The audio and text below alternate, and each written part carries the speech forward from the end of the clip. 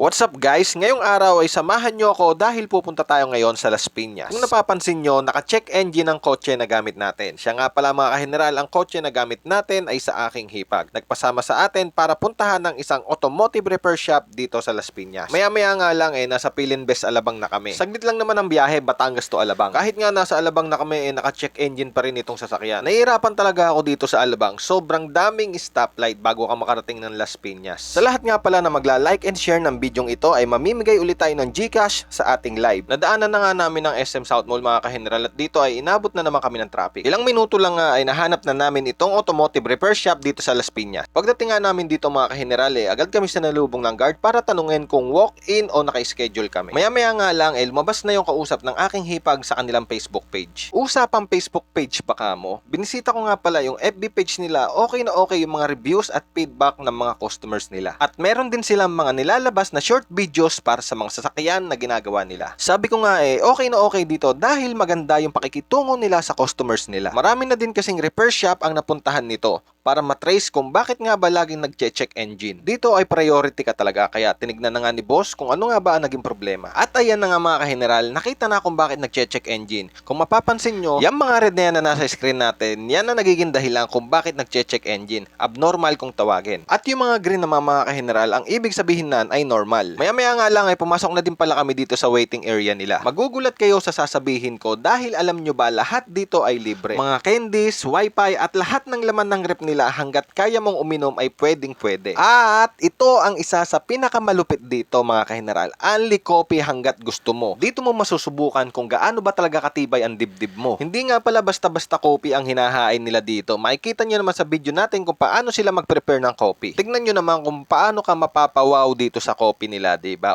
Napakasosyal, diba? Talagang ang marerelax ka habang inaantay mong maayos ang sasakyan mo. Sabi ko nga, unlimited coffee, magkape ka hanggat gusto mo. Tinikman na nga natin ang caramel macchiato na in-order ko kay ate. Kasi papipiliin kayo ni ate kung ano bang coffee ang gusto nyo. Big shoutout nga pala kay ate Princess, isa yan sa mga malupit na staff ng Undercharger. Lahat ng pwede mong inumin at kainin ay i-offer niya sa'yo. At hindi lang dyan natatapos ang lahat mga kaheneral. Meron din sila ditong palibreng Netflix, o diba? Halos lahat ng kailangan ng customer para hindi mainip at ma-relax ay nandito na. Lumabas nga muna ako saglit para silipin kung ano nga ba yung nagagawa nila. Para naman meron tayong kaunting idea sa mga sira ng mga sasakyan. 12 PM inabot na kami ng lunch break. Nagulat kami dahil libre din daw ang lunch namin dito. Grabehan talaga dito mga kaheneral. Pagkatapos nga pala namin kumain, sakto naman okay na yung kotse. Ni-road test na nga namin ito kasama si Bossing at pinaliwanag sa amin kung bakit nga ba nag-check engine. At ayan nga mga ilang oras lang okay na pabalik na nga pala kami ng Batangas mga kaheneral. A big shoutout nga pala dito kay Kuya, solid followers natin dito sa Las Piñas.